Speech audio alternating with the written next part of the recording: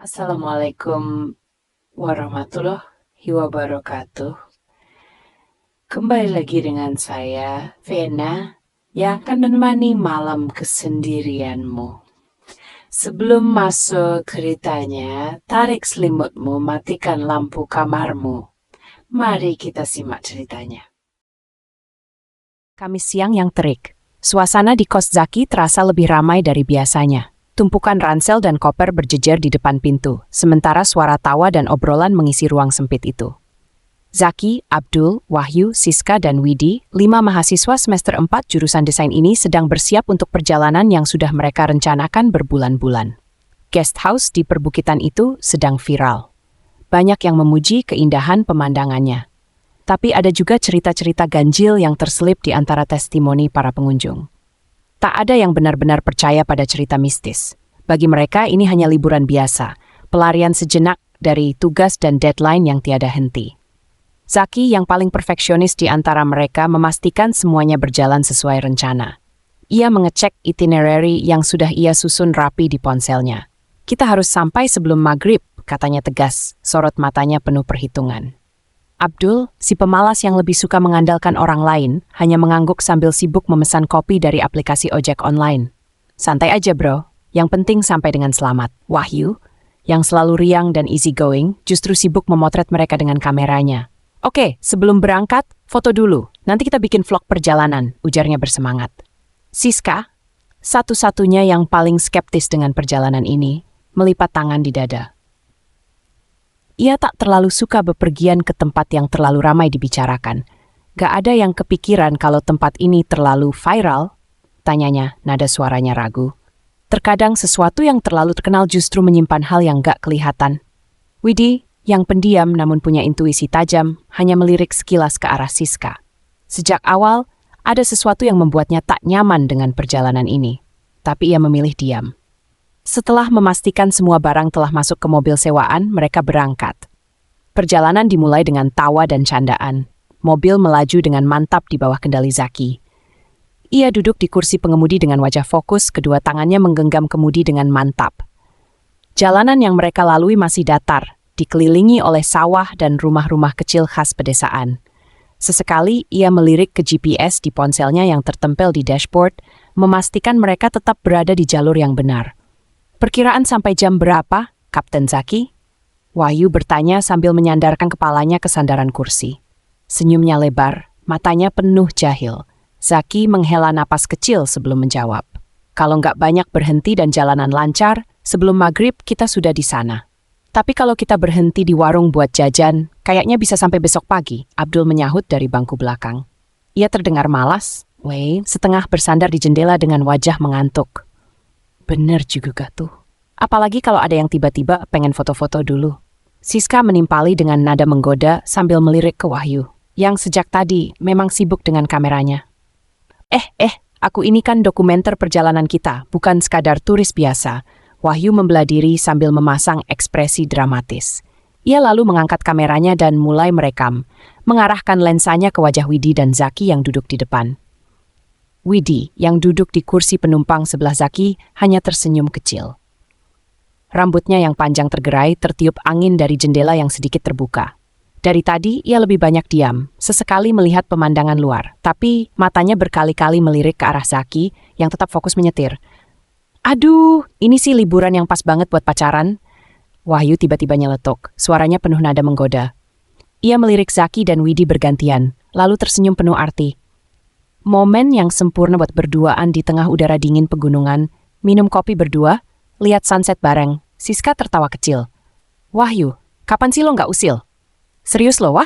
Kayak lo nggak tahu aja. Abdul menimpali dengan suara malas, masih dalam posisi setengah tidur. Udah jelas mereka berdua ada sesuatu, tapi nggak ada yang mau ngaku. Widi langsung menoleh ke belakang, menatap mereka dengan tatapan protes. Apaan sih kalian? Nggak ada apa-apa. Zaki yang sejak tadi diam saja akhirnya ikut menanggapi. Senyum miring muncul di wajahnya. Iya, bener tuh kata Widi. Kita cuma teman perjalanan. Nada suaranya sengaja dibuat menggantung, membuat Siska dan Wahyu semakin heboh. Teman perjalanan, katanya. Wahyu langsung tertawa terbahak-bahak. Jadi ini kayak teman yang saling tatap-tatapan mesra di bawah bintang-bintang gitu ya? Zaki hanya menggeleng sambil tersenyum, sementara Widi memalingkan wajahnya keluar jendela, menyembunyikan pipinya yang mulai memerah. "Terserah kalian mau ngomong apa," Widi akhirnya berkata, berusaha terdengar santai, meski matanya tetap menatap lurus keluar. Siska yang duduk di samping Abdul di bangku belakang, menyenggol lengannya pelan. "Lo lihat kan? Widi itu sebenarnya udah jelas banget." Abdul hanya mendengus kecil. "Udah, biarin aja. Kita lihat aja nanti siapa yang duluan ngaku." Sementara itu di depan Zaki melirik sekilas ke Widi.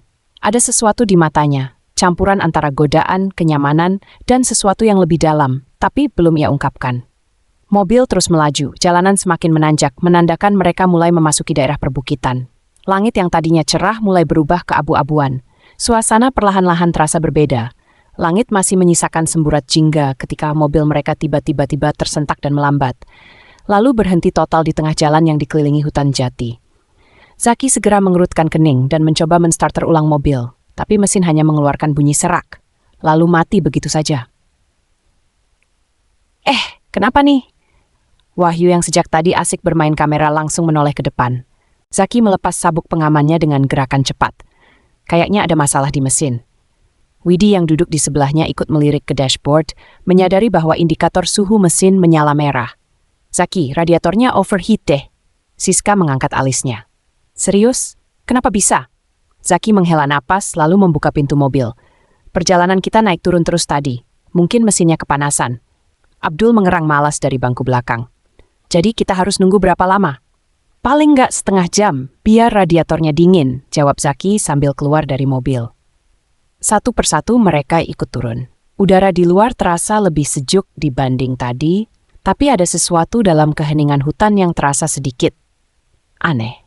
Jalan tempat mereka berhenti adalah jalur kecil berbatu, dikelilingi pepohonan jati yang menjulang tinggi.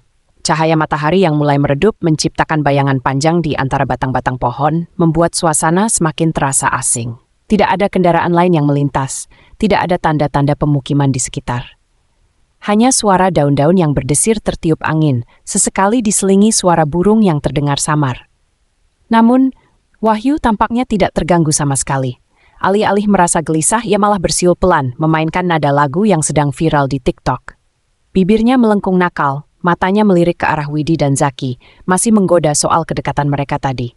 Siska, yang sedari tadi melipat tangan di dada, tiba-tiba menegur dengan suara agak tajam. "Wahyu, jangan bersiul sembarangan." Wahyu berhenti bersiul dan menoleh dengan ekspresi bingung. "Hah? Kenapa?" "Pamali," jawab Siska singkat. Matanya menatap tajam ke arah Wahyu, seolah memperingatkan. Wahyu justru tertawa kecil. "Ya sis, lo masih percaya yang kayak gitu?" Siska menarik napas dalam. "Aku bukan sekadar percaya. Dari dulu, orang-orang tua bilang, kalau kita bersiul di tempat sepi, apalagi di hutan begini, bisa manggil sesuatu." Abdul yang sejak tadi bersandar di pintu mobil dengan mata setengah terpejam, mengerjapkan mata dan menyimak percakapan mereka. "Manggil sesuatu? Maksudnya makhluk halus?" Siska mengangguk, "Iya." Wahyu hanya terkekeh dan kembali bersiul, kali ini dengan nada lebih pelan, seolah sengaja menantang. "Coba aja, siapa tahu beneran ada yang dateng." Widi, yang sejak tadi diam, mulai merasa tidak nyaman. Ia melirik ke sekitar dengan perasaan gelisah yang sulit dijelaskan. Meski tidak sedekat Siska dengan adat Jawa, ia tahu betul bahwa beberapa larangan ada karena alasan. "Udah, Wahyu." Zaki akhirnya buka suara, suaranya terdengar tegas tapi tetap tenang. "Kita di tempat orang, jangan sembarangan." Wahyu menatap Zaki lalu mendengus sambil mengangkat tangan tanda menyerah. Oke, gue stop." Namun, tepat setelah Wahyu berhenti bersiul, tiba-tiba terdengar suara siulan lain, pelan.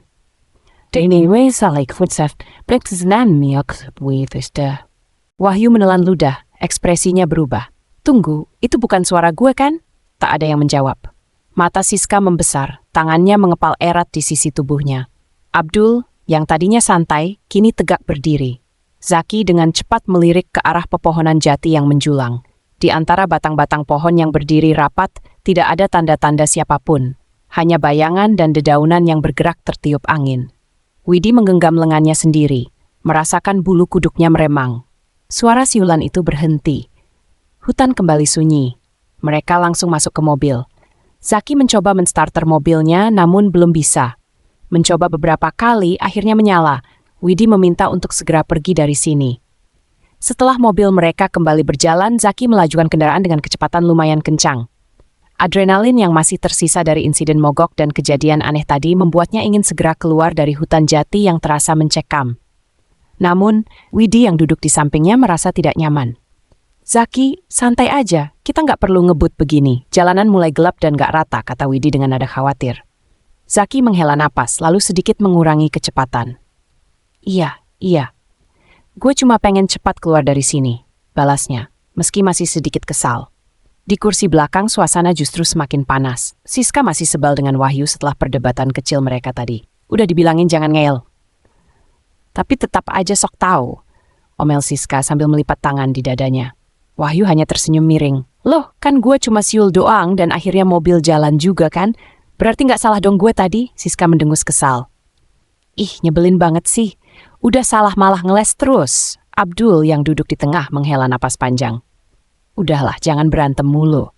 Kita ini lagi perjalanan liburan yang tadi gak usah dipikirin lagi," katanya sambil berusaha menenangkan suasana. Siska melirik keluar jendela, berusaha mengabaikan Wahyu, sementara Wahyu hanya mengangkat bahu dengan santai. Abdul pun tersenyum kecil, lega karena ketegangan mulai mereda. Tak lama, mereka akhirnya melihat ujung hutan. Jalanan mulai lebih terang dengan lampu-lampu dari pemukiman yang terlihat di kejauhan. Suasana di dalam mobil pun perlahan menjadi lebih nyaman, meskipun sesekali masih terdengar gumaman kesal dari Siska dan tawa kecil dari Wahyu. Mereka akhirnya sampai di guest house. Gerbang guest house nampak sepi karena ini bukan weekend. Wahyu malah senang karena merasa seperti tamu VIP. "Wah, kalau sepi begini kita serasa jadi tamu istimewa," katanya dengan gembira. Semua pun tertawa mendengar celotehannya. Setelah registrasi ke penjaga, mereka menempati guest house di ujung depan. View-nya menampilkan pegunungan yang menjulang tinggi dengan kekerlap-kerlap kota di kejauhan dan langit yang bersinar cerah, penuh bintang. Mereka segera menata perbekalan dan pakaian di dalam guest house, yang memiliki kios satu untuk laki-laki untuk perempuan. Malam itu, mereka mengadakan pesta barbecue di halaman guest house. Aroma daging panggang dan jagung bakar mengisi udara, sementara mereka bercanda dan tertawa bersama. Semua menikmati makan malam dengan suasana hangat dan akrab, merasa puas dengan perjalanan sejauh ini. Namun, di tengah canda tawa mereka, tiba-tiba terdengar siulan aneh dari kejauhan. Semua mendadak terdiam.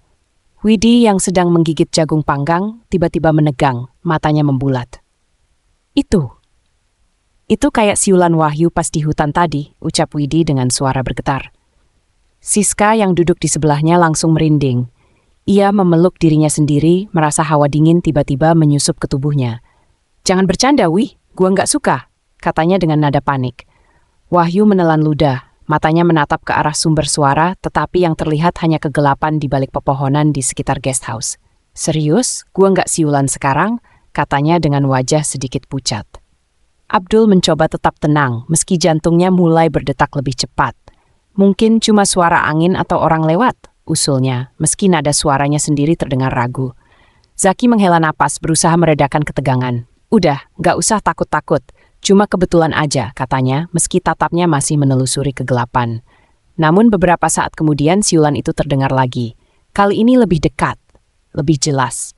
Angin tiba-tiba bertiup lebih kencang, membuat nyala api panggangan mereka berkedip-kedip. Daun-daun di sekitar mulai bergemerisik, seakan ada sesuatu yang bergerak di antara semak-semak. Siska mencengkeram lengan Widi dengan erat. "Gua nggak suka ini, gua mau masuk ke dalam aja," bisiknya dengan wajah pucat. Belum sempat mereka bergerak, terdengar suara ketukan pelan di pintu guest house mereka. Tok! Tok! Tok! Mereka saling berpandangan dengan wajah ketakutan. Tidak ada yang merasa menunggu tamu. Siapa yang mengetuk di malam seperti ini? Zaki berdiri dan melangkah menuju pintu, bersiap untuk membukanya. Namun Abdul segera menahannya dengan ekspresi serius. "Jangan dibuka dulu, kita nggak tahu siapa di luar." Wahyu seperti biasa malah ngayal. "Ah, palingan cuma penjaga guest house, nggak usah parno." Sebelum ada yang bisa mencegahnya, Wahyu dengan santai membuka pintu. Ternyata benar, itu hanya penjaga guest house yang mengantarkan selimut tambahan. Semua menghela napas lega. "Maaf mengganggu, ini selimut tambahan untuk kalian. Udara malam di sini cukup dingin," kata penjaga itu ramah. "Oh, terima kasih Pak," kata Wahyu, mengambil selimut dan menutup pintu. Namun belum lama ia berbalik, terdengar ketukan pintu lagi. Tok, tok, tok. Wahyu, dengan ekspresi bingung, segera membuka pintu lagi. Namun, kali ini tidak ada siapa-siapa di luar. Hanya udara dingin yang menyelinap masuk. Semua terdiam, bulu kuduk mereka meremang. "Tutup pintunya sekarang!" teriak Widi ketakutan. Wahyu buru-buru menutup pintu dan menguncinya rapat. Mereka saling berpandangan, menyadari bahwa ada sesuatu yang tidak beres malam. Mereka semua terdiam, tubuh mereka masih tegang setelah insiden ketukan pintu yang aneh itu. Widi melirik tajam ke arah Wahyu, matanya menyala penuh emosi. "Gue yakin ini ada hubungannya sama kejadian sore tadi di hutan. Lo siulan sembarangan, Wahyu. Gue udah bilang jangan main-main." Bentaknya dengan nada marah dan ketakutan. Wahyu mendengus, meski ekspresinya tetap canggung. "Ya ampun, Wi. Itu cuma kebetulan. Lo terlalu percaya tak hayul." "Kebetulan? 2 kali pintu diketuk dan gak ada orang.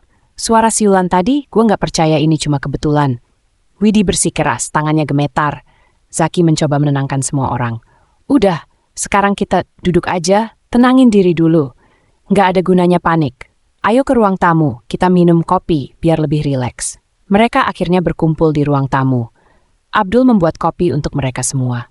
Meski begitu, suasana tetap mencekam. Wahyu mencoba mencairkan suasana dengan bercanda, tapi tidak ada yang tertawa. Siska masih memeluk dirinya sendiri. Widi sesekali melirik ke arah pintu dengan gelisah, dan Zaki menyesap kopinya dalam diam. Hening menyelimuti ruangan. Hanya suara detak jam dinding yang terdengar jelas. Lalu, tiba-tiba, klik. Lampu di seluruh guest house padam seketika. Siska menjerit kecil, cangkir kopinya hampir jatuh dari tangannya. "Aduh, ini apa lagi?" serunya panik. Abdul menoleh ke atas, matanya membelalak saat melihat sesuatu di loteng. Ia mengangkat tangannya dan menunjuk ke atas. "Tunggu, itu apa?"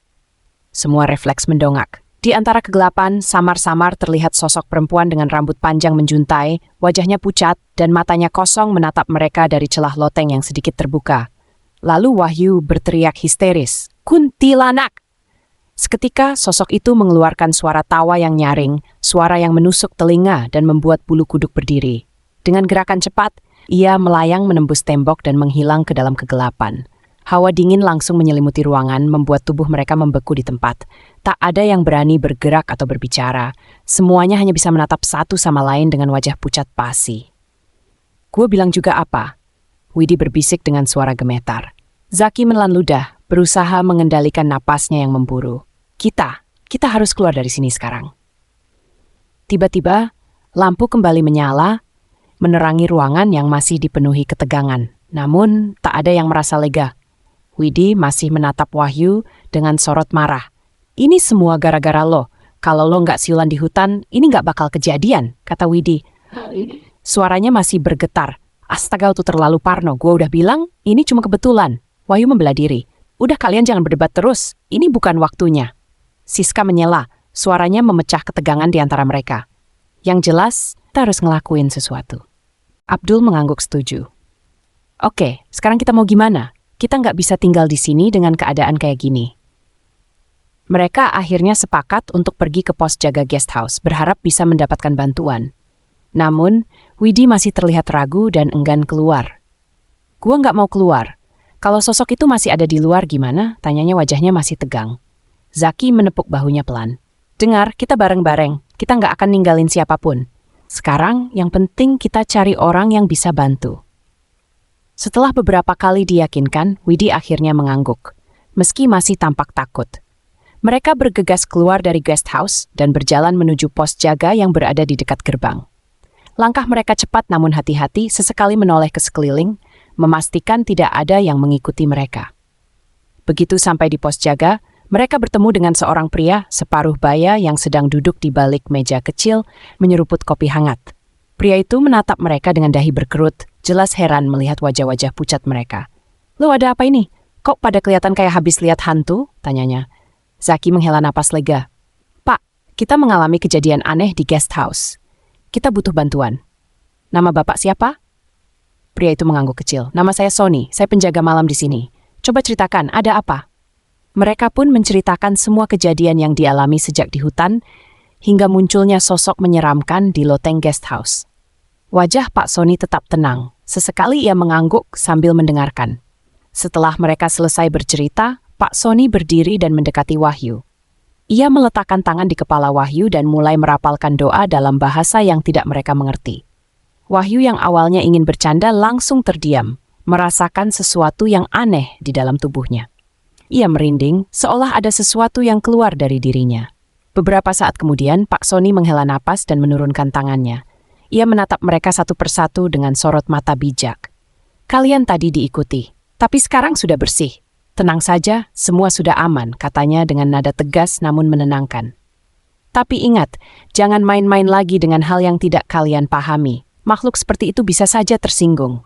Widi menatap Wahyu dengan tatapan tajam. Tuh kan, gua bilang juga apa? Wahyu hanya bisa menunduk. Untuk pertama kalinya, ia tidak bisa berdebat. Ia masih merasakan hawa dingin yang menyelinap di tubuhnya, namun perlahan mulai mereda. Sekarang kalian bisa kembali ke Gauss dan istirahat. Jangan takut, makhluk itu sudah pergi. Lanjut Pak Sony. Mereka mengangguk pelan, meski masih sedikit ragu. Namun kata-kata Pak Sony cukup meyakinkan mereka bahwa semuanya akan baik-baik saja. Malam itu, mereka kembali ke guest house dengan perasaan lega, meskipun kejadian tadi masih membekas dalam benak mereka. Tidak ada yang berbicara sepanjang jalan.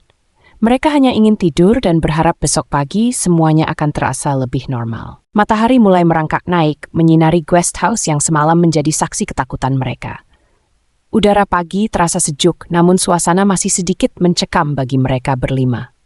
Tidak ada yang tidur nyenyak malam itu. Widi dan Siska terjaga hampir semalaman, sementara Zaki, Abdul, dan Wahyu hanya sempat terlelap sebentar sebelum akhirnya terbangun lagi. Gua rasa kita harus pulang aja, kata Zaki sambil mengikat tali sepatunya. Gua nggak mau ambil risiko kalau sesuatu yang aneh terjadi lagi. Yang lain mengangguk setuju, kecuali Wahyu yang hanya diam. Biasanya dia yang paling banyak bicara, tapi pagi ini wajahnya terlihat lesu dan matanya tampak berat seolah kurang tidur. Widi meliriknya curiga. Wah, lo kenapa diam aja, Yu? Biasanya paling bawel. Jangan-jangan masih takut, godanya. Wahyu tidak menjawab. Ia hanya menghela napas pelan. Abdul yang duduk di sebelahnya langsung merasa ada yang tidak beres. Ia menyentuh lengan Wahyu lalu memegang pergelangan tangannya. Gila, panas banget. Wahyu, lo demam tinggi, serunya. Seketika semua panik. Wajah Wahyu memang tampak lebih pucat dari biasanya dan keringat dingin mulai mengalir di pelipisnya. Udah, kita langsung berangkat ke rumah sakit, Zaki berkata cepat. Ia segera mengambil kunci mobil dan berlari keluar. Mereka buru-buru memasukkan barang-barang ke dalam mobil dan segera check out dari guest house. Pak Sony yang melihat keadaan Wahyu hanya bisa menggelengkan kepala. Saya sudah duga, mungkin efek dari kejadian semalam masih ada di tubuhnya. Segera bawa ke dokter, katanya. Tanpa buang waktu, mereka semua masuk ke dalam mobil. Zaki melajukan mobil dengan kecepatan tinggi. Fokusnya hanya satu, membawa Wahyu ke rumah sakit terdekat secepat mungkin. Selama perjalanan, Wahyu hanya diam dengan mata setengah terpejam. Siska yang duduk di sebelahnya menggenggam tangannya erat.